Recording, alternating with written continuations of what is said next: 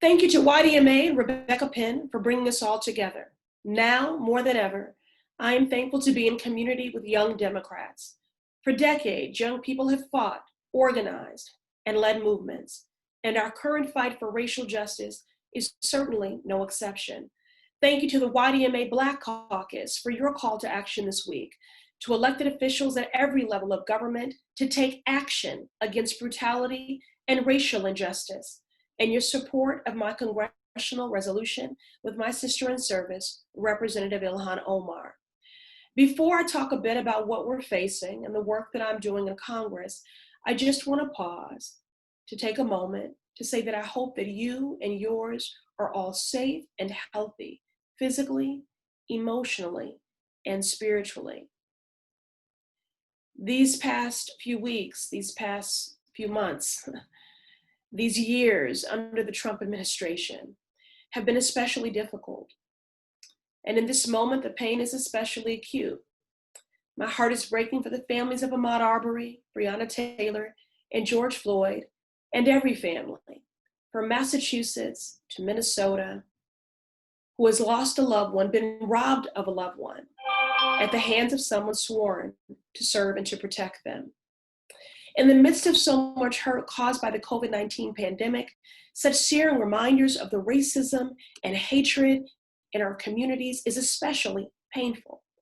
We demand action and accountability. That's all that we can demand and work for in this moment, because real justice would mean that Ahmaud, George, and Breonna would still be alive. 2 weeks ago, Representative Omar and I introduced a congressional resolution. This resolution condemns police brutality and the use of excessive force, as well as racial profiling.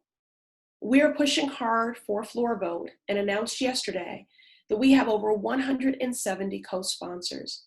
That has everything to do with the organizing and the partnership of the YDMA Black Caucus. And so I thank you. Continue to organize. Continue to demand more from your government. Congress should be at the forefront of addressing the systemic racism and injustice that has resulted in the acute pain that we're all feeling in this moment. Congress should be acting as the conscience of our nation. We are witnessing and experiencing unprecedented hurt and anger overflowing in our streets. And as I've said many times, the unrest in our streets will continue for as long as there is unrest in our lives. What's spilling over in our communities in response to the most recent murder of an unarmed Black man, to be navigating that hurt in the midst of the devastating consequences of the COVID-19 pandemic, a virus that has disproportionately impacted Black and Latinx communities. In both cases, these are crises within a crisis. We are managing the pandemic of the coronavirus, the pre-existing condition of racism, and the pandemic of the scourge that is police brutality born out of the original sin of this country, slavery.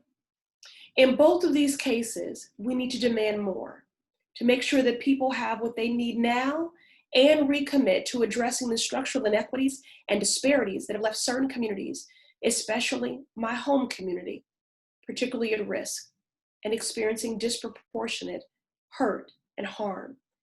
When it comes to the pain being felt by our communities today, we must not shy away from it. We must speak directly to the hurt and the fear and acknowledge that we have failed. We have not even come close to the systemic change that is necessary. We have the capacity to address the systemic racism and bigotry that leads to the death of Black people in our communities, but it will take political will. It will take political courage, and it will take community mobilization. I believe the congressional resolution that Representative Omar and I have introduced is a first step, a message of intent, and congressional intent is a powerful tool, one that we use to set the values frame for our foreign policy and to denounce other evils against our society that undermine the very values that we espouse and seek to uphold as a Congress and certainly as a Democratic Party. Systemic racism and generations of short-sighted, discriminatory and draconian policies have had a hand in the disparate impact of the COVID-19 crisis on Black and Brown communities.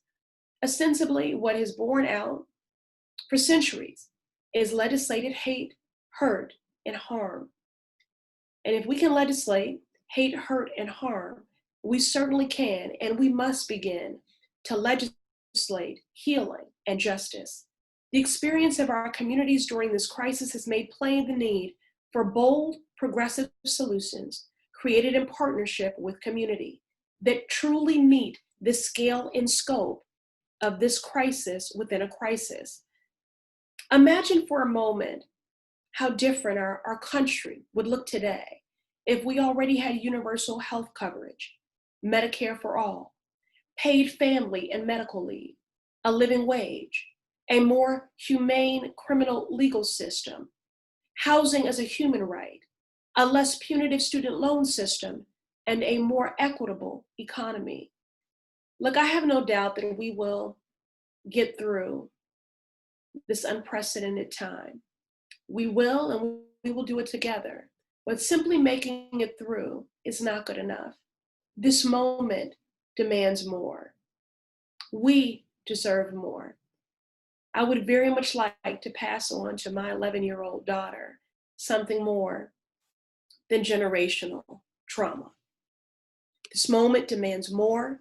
There is no going back to normal because the concept of normal was insufficient, unjust, and inadequate to begin with.